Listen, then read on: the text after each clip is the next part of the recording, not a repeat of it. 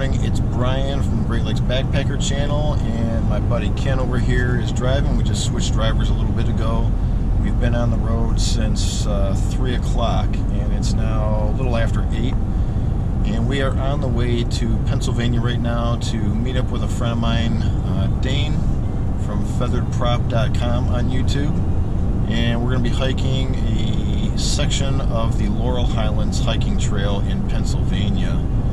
We're going to meet Dane at the northern terminus, leave my car there, and then he's going to shuttle us down towards Seven Springs ski resort and leave his car there, and then we're going to hike back to my car. So we just got into Pennsylvania about, I don't know, 20 minutes or so, and we got about another hour and 5 minutes of drive time yet, so I will check back in with you later, but that's where we're heading right now.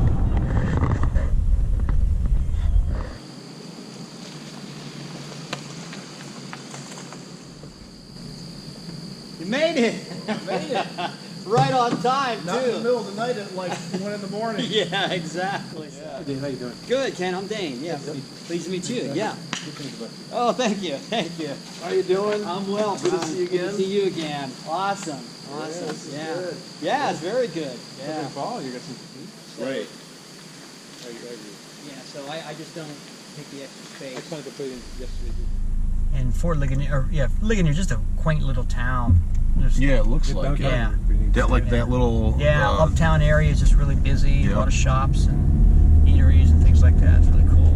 All right, I'm back, and as you can tell, we are now in a different car.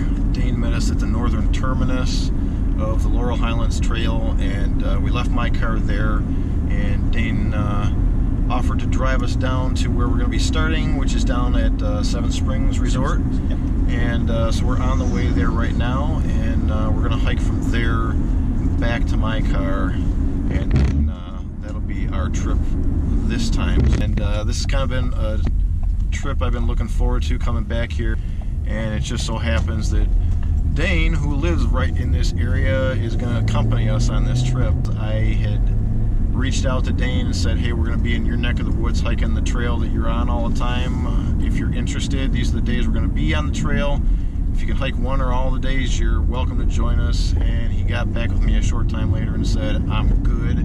I'll hike the whole trail with you. So that's what we're going to do. And last time I actually saw Dane, we were in Montana on the beaten path. And if you haven't seen that video, I'll leave a link for that one. You can check that one out. That was just a phenomenal trip. The scenery, I've never seen anything like that anywhere. So been looking forward to meeting up with Dane at some point in the future to hike another trail with him, and this is going to be the trip. So we're going to make it happen. We're going to start at Seven Springs and hike north, and we're going to do it over 4 nights and 5 days. So we're on the way right now. We're probably about 14 minutes away from the resort, so I'm going to shut it off, and I'll talk to you guys in a little while.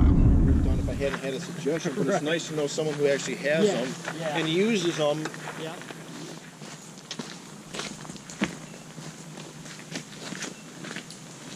Are officially underway. It's just about 11:25, 11:27 or so, and we're starting off from the Seven Springs Resort here in Pennsylvania, and our goal for tonight is the Route 31 shelters.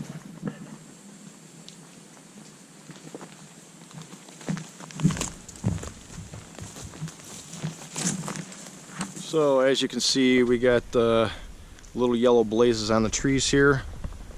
The trail's always very nicely worn, so you really don't have a chance of losing the trail, but just in case, they do have yellow blazes on the trees, probably about every 100 feet or so apart. And then the nice thing here is every mile along the trail there will be a little cement marker with the yellow number on it indicating what mile you are at.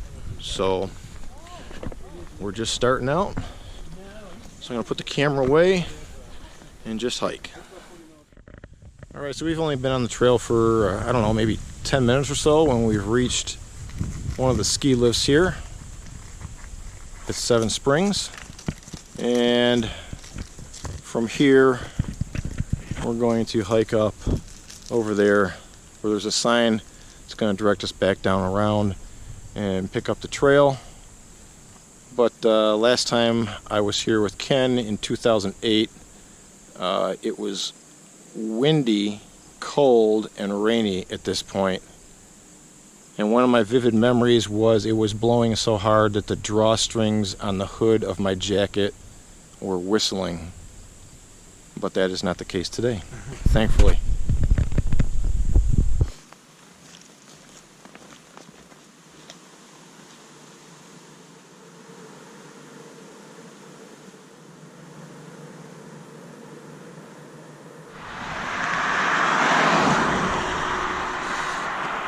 It's like Frogger.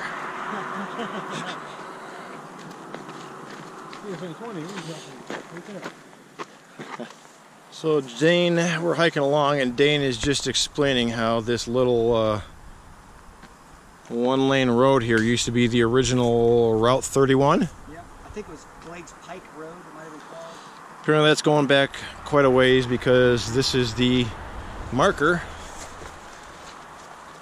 from 1923.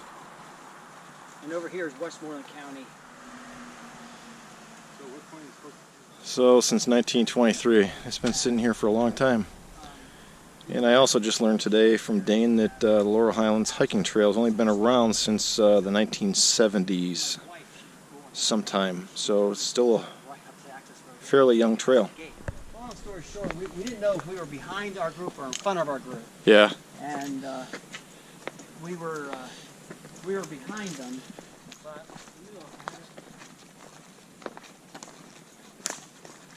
All right, I guess this is home for the night. yeah. Here's the reservation. Let me just double check. At least our dining room, because the three of us brought hammocks, so we're not necessarily going to have to sleep in the shelter. So we officially have shelter number 4 here for the night, and we're going to use it for like hanging out, talking, cooking, have a flat area to do all that kind of stuff, and then we've got our hammocks set up like over here. So I will give you a quick tour here. All the shelters are like this. They're 3-sided and open on the 4th. No screen or door or anything, just open, but they do have a stone fireplace with a grate on there that you could use to swing in and out, cook some food on, keep it warm, that kind of stuff. And it's got some hooks on the wall here for hanging gear and other stuff. That's about it for the shelters. Alright, so this is the area where we've got our hammocks set up. Dane's got his over here. Mine is right here. I don't have my underquilt over there yet. It's still in my backpack, but mine's set up here. And then looking right across over here, Ken's is hanging up over there. And we actually have a nice little community fire ring over here. I don't know if we'll end up having a fire tonight, but we do have one available. And overall, the day has been fairly decent. I don't know what the temps were, probably 70, 75 maybe. Sunny, no rain, no bugs, no humidity. Really nice day so far. Okay, so it may be a little bit hard to see from here, but Dane and mine hammock are over there. And then we've got bear-proof trash container there. We got the water pump here. And the water was a little bit rust colored, so Dane emptied it, his first bag, and we refilled it, and it looked a little bit better. And swinging around over here, we got the outhouses, men and women.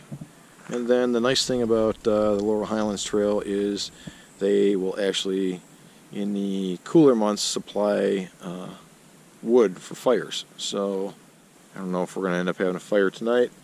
It's been a long day for us, so we may end up skipping it tonight, but I guess we'll see. If we want one, there's wood here. Alright, it is dinner time. We're all cooking. And I think tonight I am having my Nor's chicken rice, and I'm going to put some dehydrated chicken in it. Dane's having some homemade chili. Ken's having, Santa Fe black beans and rice. That looks pretty tasty too. Yeah. Alright, good morning everyone. This is the beginning of day 2. As you can tell, we are literally just walking out of camp now. I think it's 9 o'clock, 9:01 or something like that. Let's go looking at the map. We've got about a 14-mile day, and I think we've got a couple interesting sights along the way, but pretty much we're just going to be hiking today. So that's it for now. I'll check in with you guys a little bit later.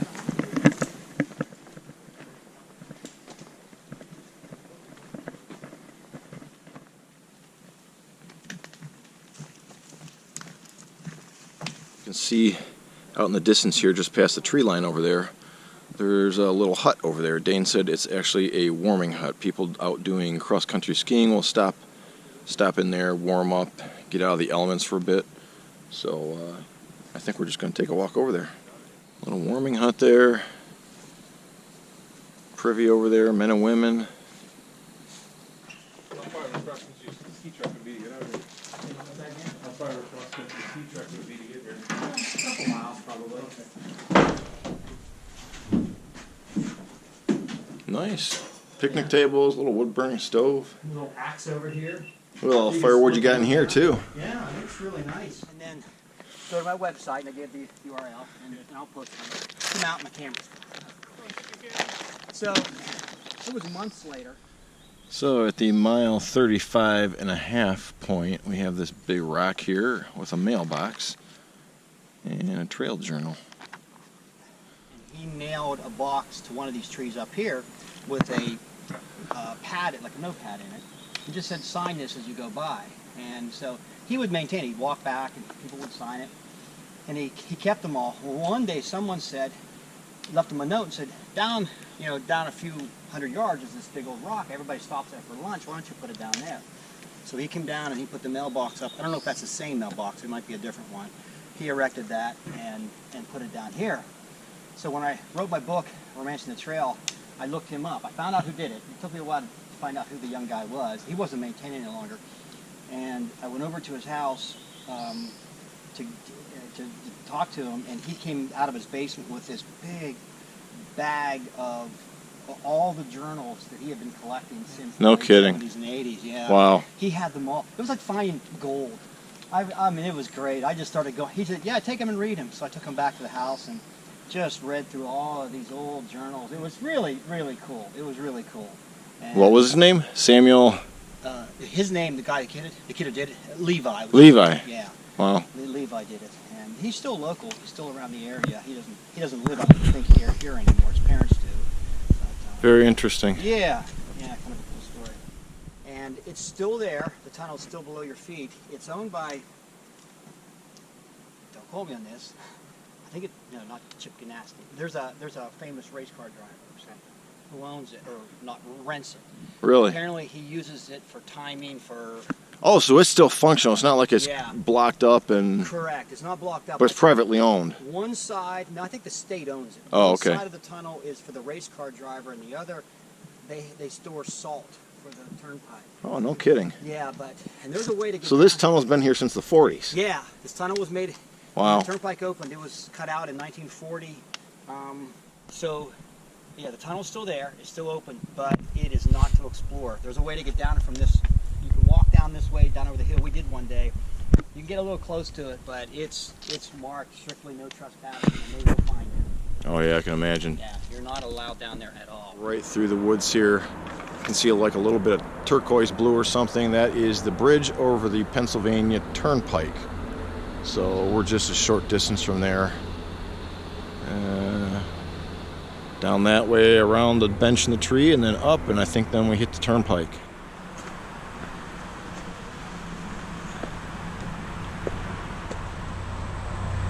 Looks much better condition than the last time we crossed it.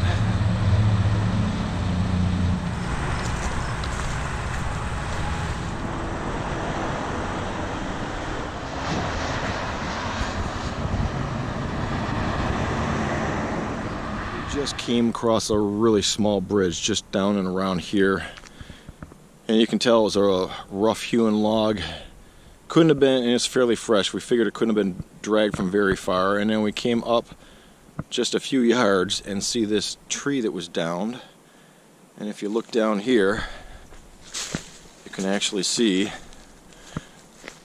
this is the log they took it from. Cut down there and took half the tree out and used it for the footbridge.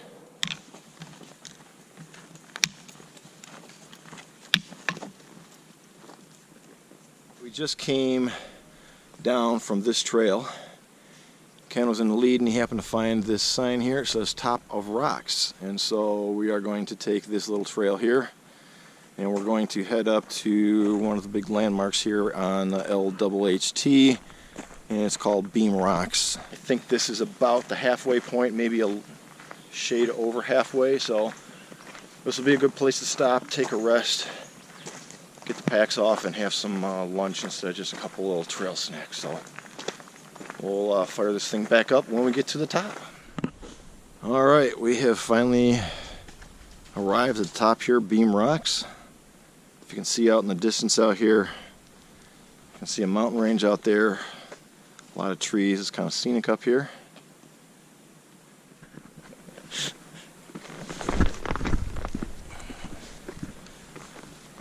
Nice. Alright, that is officially the 45-mile point. Not for us on the trip, but the 45-mile marker. And to the best of Dane's recollection, Route 30 shelters is somewhere around the 46-mile mark. And give or take a few tenths of a mile, we got one more mile left. So this is Route 30. And we're done for the evening. We finally arrived at our shelter. Actually, we arrived at the guy down there. We arrived at his shelter. We were supposed to have shelter number 4 here at the Route 31 shelter area, and that is actually down over this way. But when we got there, there was someone already set up in there. And talking to the guy, it looks like he misread his reservations, and since he's already set up, we all agreed that we would just let him stay there and we would take his shelter, which is actually number 2 behind me here. There's a longer hike into here to the shelters from Route 31 that we just crossed. From last time we were here, I remember being a lot closer than what it was. So this last half mile, 3/4 of a mile in here to the shelters kind of really took it out of me, and now I'm done. So I'm glad we're here for the night. We just set the backpacks down in there. We're going to go filter some water, find a spot for our hammocks, and then we are going to probably make dinner. And before we know it, nighttime is going to settle in. I think it was pitch black around 8 o'clock last night, so that gives us about 3 hours to do everything we want to do. A week from this upcoming Sunday, we're going kayaking for 3 nights. Oh, cool. 2 nights, 3 days. Yeah. Really? Up north. Alright, so we're sitting here cooking dinner, and look what we cooked. Pepperoni pizza with mushrooms. Actually, while we're sitting here cooking dinner, we were coming back from filtering water, and we hear some hooting and hollering coming from the campsite right across from us here. Couldn't figure it out. Then we find out someone walked in and delivered them 2 large pizzas.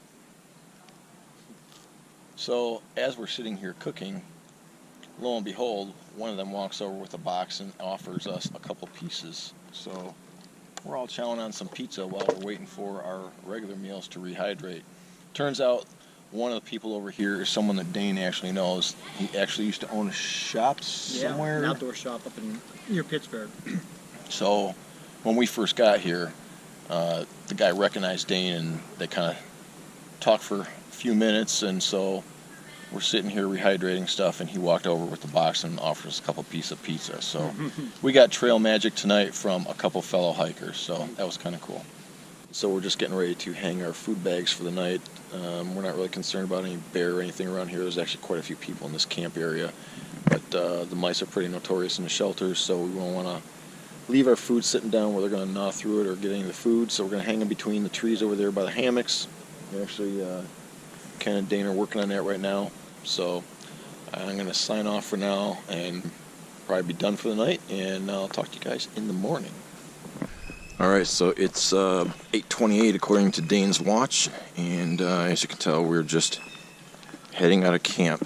So actually, I wanted to share a memory of a previous trip when Ken and I were here in 2008. As a matter of fact, it occurred here at this camp area, and we decided to have dinner at a place right down the road here called Wallet's Tavern. And while I was doing research for the trip, I found out that there was this place called Wallet's Tavern. They had good hamburgers and all kinds of other stuff. So it's only a short walk from here to Route 31, and then just a short distance down the road to the restaurant. And so we ended up doing that for dinner. And funny thing was, it's kind of a small local place, and we walked in and saw a bunch of locals, a bunch of bikers, and everyone turned their eyes to us when we walked through the door, and we felt really uncomfortable. Not like anything bad was going to happen, but we knew that they knew that we weren't from here, and so we sat down off on the side somewhere by a window. The waitress came, got us our menus, and short time later, waitress comes over and hands us 2 small little plastic containers, sets them on the table.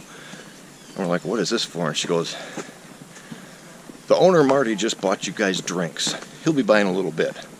So she eventually brings our food. The food is good. Short time later, Marty comes over. He's a really friendly guy, strikes up a conversation with us, asks where we're from, and he said, we're from Michigan. And his face lit up. And he goes, I used to hunt in Michigan. I went over here, and I don't remember exactly where it was, but he mentioned the city, and I was like, oh yeah, we're very familiar with that area. So he must have stood there at the table with us for 10 minutes, just carrying on conversation. It was kind of cool. And he goes, did you guys figure out what you want? We said, yep. He goes, all right, when I'm done here, I'll tell the waitress to come get your drink orders, and drinks are on me.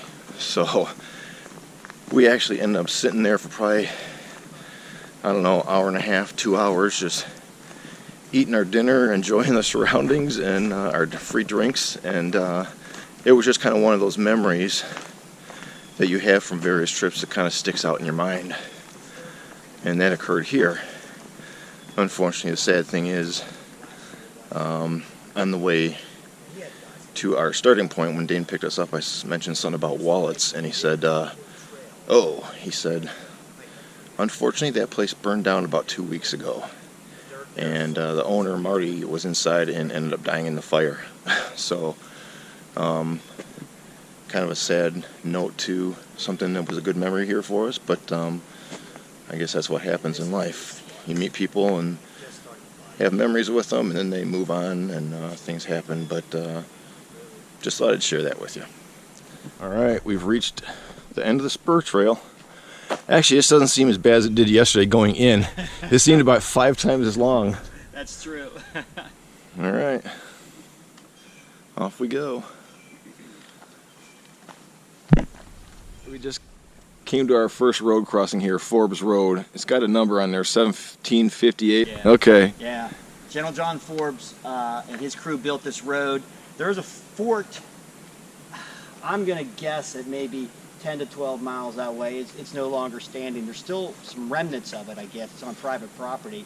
But they left there and built this road in around 1758 to Fort Ligonier, which is down that way, which we passed. We go through. That was the next fort. And the effort was to get to Pittsburgh to fight the French and Indian at Fort Duquesne. General Duquesne was there from the French. And so this road, this actually at one point, I guess you could say technically it was Route 30, where Route 30, let's put it this way, Route 30 roughly followed Forbes's road. Obviously here it's not, it's over near the side of the mountain here. But he came around this way. But this would have been, in fact, Route 30 is sometimes called Old Forbes or something like that, different sections of it. So Fort Ligonier is the next stop, and then from there it's Duquesne to knock the French out. So.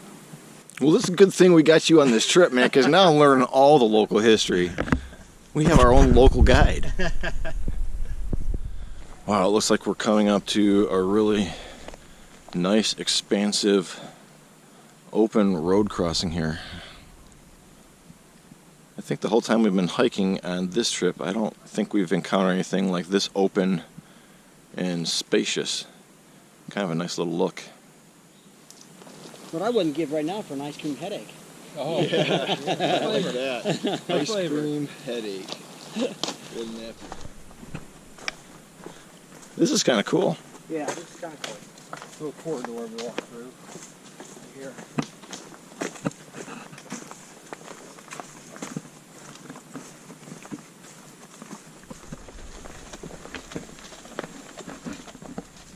So it's kind of a really cool section we walked through. It started way up there, and actually before that it come from left off the screen. Kind of brings you down through here, and then all the way down through here. Right now we're up on top of the rock looking down where we just walked. Kind of comes around here through a little squeeze right here, down over here, and then then we got this little gap. And then you come up through here, back on the trail. Really interesting little rock formation here. And we're close to the parking lot and shelter area, so we're almost done for the day. We are officially in our shelter. We got shelter number 2 here tonight at the Route 271 shelter area. I'm glad the day is over. I don't feel quite as beat as yesterday, but I'm tired and my feet are a little sore, so we're home for the night. And I think we've got the next order of business, probably trying to find out where we're going to hang our hammocks. And then after that, we've already filtered water, so that's out of the way. And we've actually got a nice pile of firewood sitting right outside next to the fireplace. So hang the hammocks and the tarps and probably relax for a little bit, and then think about dinner maybe in the next hour or so. So yeah, that's what we're doing right now. Glad we're done. We're talking about being mental. It is so mental because I finished the trail from Route 30 to the end in one day. It was mental. It was not physical that day. Dane's actually going back right now to retrieve his camera from a shot he was just doing, and we just passed the 57-mile marker back there. And it's kind of a nice morning. It's a little warmer right now than it was the last couple days we started. I think the low last night made it only down to like 54 or something, 55, where the previous nights were 41 and 42. So a little warmer start to the day, but no rain again. We got sunshine. And this is just kind of a neat little area we're walking through. Forest is a little more open. There's a bunch of ferns here on the floor, so just kind of a nice feel to it. This is kind of a welcome sight. We not too long ago we passed mile marker 63, and now we're crossing this utility corridor here. It's the first point today where we've really had a considerable breeze with all the trees out of the way. Kind of a nice feeling. Been very muggy and sticky all day, kind of clammy. It just seems like there's a little bit of humidity hanging in the air, so this breeze is really nice. So we have officially arrived at our last camp spot for this trip. This is Thursday afternoon. It's actually 1:35, and we literally just like 2 minutes ago walked in. We're staying in shelter number 2 for the night. Actually, that's what we have reserved. Like every other night, we're going to be using our hammocks, so we're not going to be sleeping in the shelter, but that one is reserved for us, and number 2. And it's kind of nice because we got here early enough. It's like 1:35, and we were actually feeling so well at around 9 or so miles in. We did decide not to even take a lunch break, so we powered right through, and according to Dane's GPS watch, we've done 11.6 miles, so and that's done for the day. So we've got the rest of the afternoon to relax and hang out, talk, and do whatever we want to do.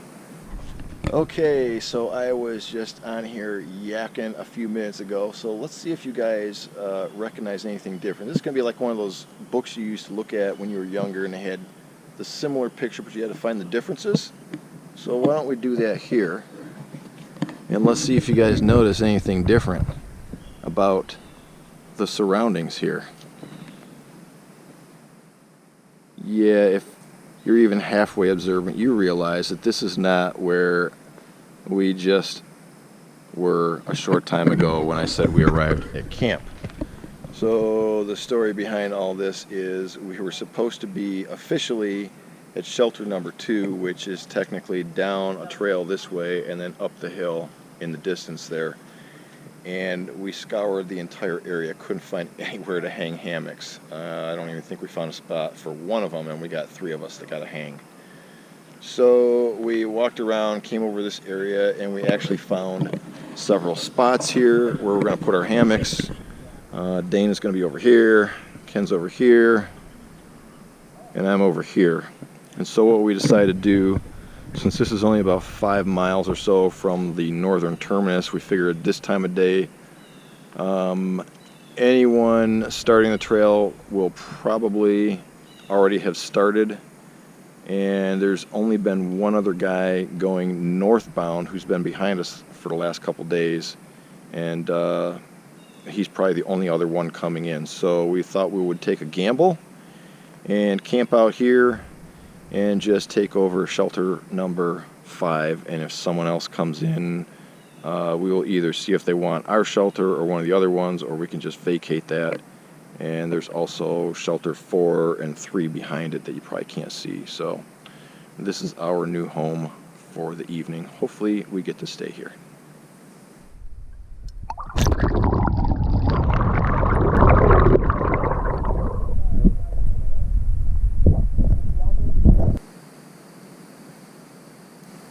Alright, so there's our fire. We're gonna like round out the night with this, I think.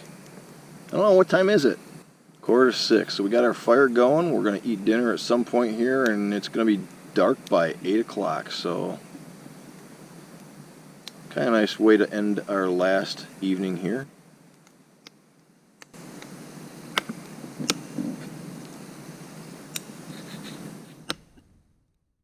Alright, good morning everyone. It is about 8 o'clock right now, and we are pretty much packed up and ready to go, which is going to be probably the earliest day on the trail we've had all week.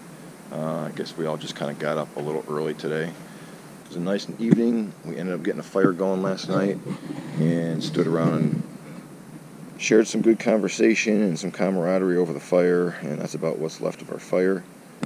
I don't know if we're going to see any sun. It looks like it's kind of overcast, but we've only got about 5.5 miles to go once we hit the trail.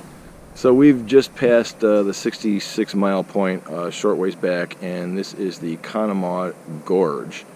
And Dane was telling us that sometime back in the late 1800s, there used to be a lake up in the mountains, and after some torrential rains and some other issues, the dams up there failed and ended up flooding the whole town of Johnstown down here in the gorge. Really nice view. This is actually one of the nicest views I think we've had so far, and a little bit more history of southwest Pennsylvania. Kind of interesting here, the trail just all of a sudden taking an abrupt turn, and now looks like we're going through a tunnel of rhododendron or whatever these things are. Is this trail oddity, Dane? It's just a pipe sticking out of the rock. I like to pretend like it's Excalibur. I was just going to say, do you want to be Excalibur? I'll get a picture of you trying to pull it out. Yeah, gets the prize. Yeah. But I imagine it had something to do with the quarry down. It was some sort of anchor point. I was going to say maybe some kind of anchor, because they got the slot through there, maybe. Right. Interesting. So right now we are standing like just yards from the mile 69 marker post, and we came across one of these, and they used to have these on both sides of the trail at a crossing with a road, and according to Dane, these things have kind of just been disappearing, and probably an aesthetics just keep the trail a little more natural. And what they're replacing these with are larger blazes that encircle trees and when you get close to the road. But we just stumbled across this one, so it's got to be one of the last remaining ones around, because we haven't seen anything on this trip all the way since Seven Springs. Mile 70, guys. It is. Woo. All right. Done. Not a 70-mile through hike, but Congratulations, Brian. Yep. Congratulations, Brian. Dan, fun. nice job. Awesome. Now we just got to make sure your car is there. Yes. All right, as you can tell, we are all back in the car. Dane's up front here, Ken's in the back, somewhere back there. And we just completed our hike, what we set out to do. We started at Seven Springs, which is somewhere, we started where? Somewhere around 27 miles or so, 27, yeah. 26. And we ended here just a short time ago at the mile 70 marker, which is in near Seward, Pennsylvania. So we had a good trip overall. It was excellent weather. We didn't have any rain at all, not even a little drizzle. There was no bugs. It was sunny most of the time. Today was overcast, but actually, like right now, you guys can't see, but it's actually clearing up. So it was a good time. Haven't seen Dane since Montana 3 years ago. If you're interested in seeing that trip, I'll leave a link somewhere here, and you can check that one out. That was probably my all-time favorite trip just because of the scenery. And so it's kind of nice to reconnect with Dane. We haven't seen one another for 3 years, and it's a great time all together. I think all of us got along, and we had a great trip. So I don't know, you got anything you want to add?